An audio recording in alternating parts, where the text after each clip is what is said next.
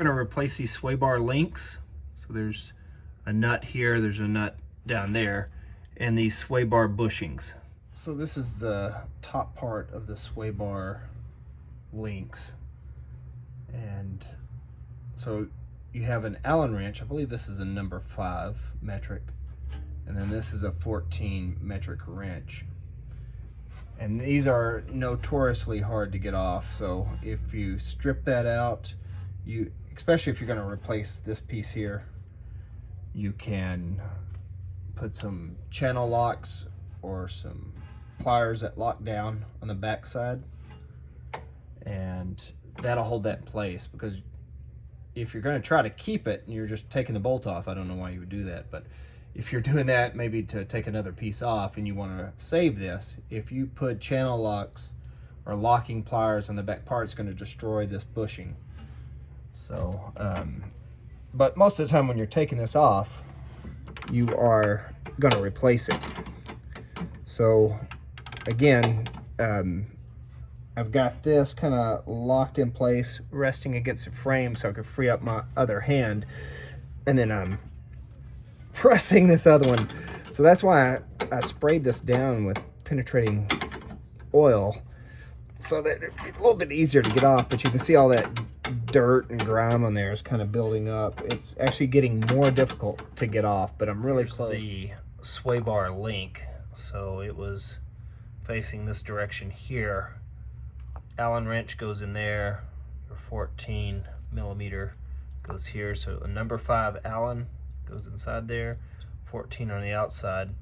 The top one was really difficult to get off. The bottom one wasn't so bad once I got it broken loose. But we're gonna replace these links. I'm gonna go take the other one off on the other side, and then we'll replace those bushings also on the sway bar. I'm gonna look at them first and see if they need to be replaced, but I ordered some new ones, so I might as well replace it. I've already dismounted it from the frame on that side, so I'm gonna go over here and undo these other two 12 millimeter bolts. There we go. There's our 12. I'm gonna do this other one, and then that way we can just take this sway bar off and really inspect. These actually look pretty good.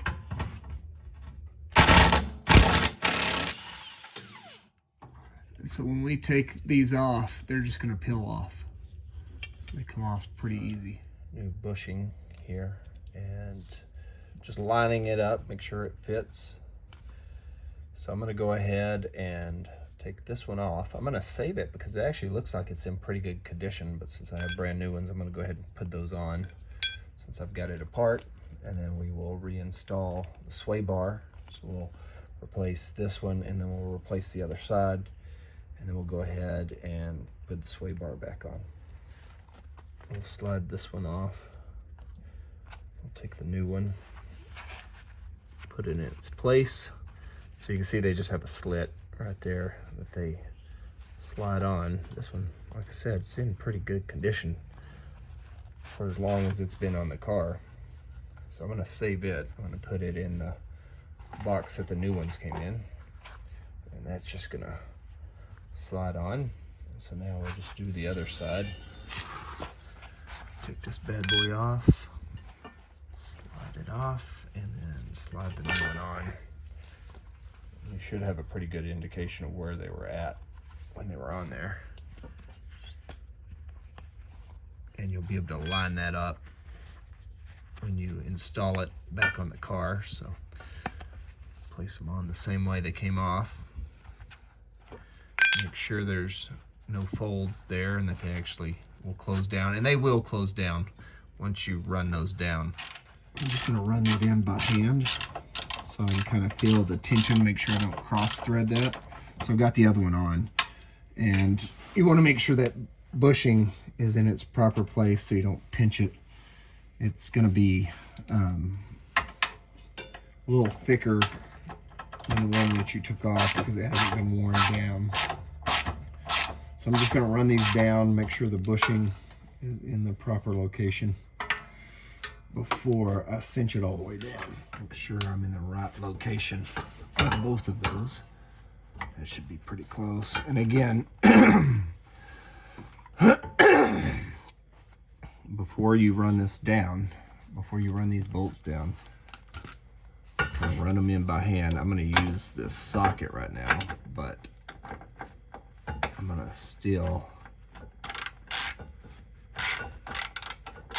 There we go. So let's get these bolts into position. We'll check those bushings before we tighten it down. So here are the sway bar links. There's the part number on this one, part number on that one. So we got our passenger side rear, driver side rear. Just making sure that everything is correct.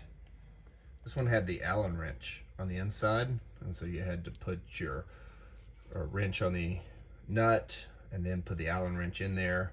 And then this one also started to strip out. It's another reason, even though the bushing was damaged, we had to clamp that down. With this replacement part, you've actually got a nut here that you can grip onto to run this down. I kind of like that idea better because you could put a thin wrench in here and it's going to be way more durable and less likely, especially as these get corroded and get dirt on them. That looks like that would be easy to get back off compared to what came on the car from the factory. I'm just going to put the nut on for now. Put the nut on here. If you can see that where it goes in that hole there. That's the reason I wanted to keep that sway bar loose, so we'd have a lot of room to move before we run these down all the way. And first, I know this CV axle is in the way of the angle, but you got to see it on the other side. Slide those in, run these nuts down, and we'll tighten them down on each side. I go get my wrench. We'll get those tightened. Direction I want to go here to get this in there. Let's get our 14 in.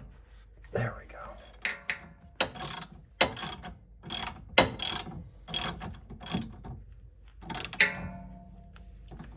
All right, good. So we got those in. Now we'll go do the other side. So this is the sway bar link, and we're going to do both 15mm nuts. May have to put a wrench on the other side, but we're going to torque these down to 29 foot-pounds. Let me go get that 14 and put it on the other side so we can torque it down. Actually, it may be tight enough. Let's see if it'll torque without putting that wrench on the other side. There we go. So that's 29. All right, I had to put that 14. There we go. These are the sway bar bushings, and these are 16 foot-pounds. That's the wrong way.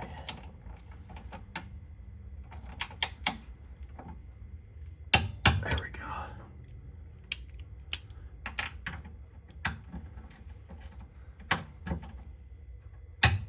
These are 12mm bolts. You can see how the gap has closed, and these were torqued down to 16 foot-pounds. We're going to do the other side, and then we're going to go around and torque all the other bolts. Now we're going to put the tire back on. We'll tighten these down enough so we can lower it, and then we'll snug them down. I believe they're supposed to be torqued down to 80 or 90 foot-pounds, something like that. I just do them by hand. A lot of times when I'm changing tires on the road, I don't have a torque wrench with me. All right, we got it lowered down, so we're going to go ahead and tighten these down, and then this would be the time that you would torque these down. But I'm going to go give it a test drive and make sure everything is functioning the way it should.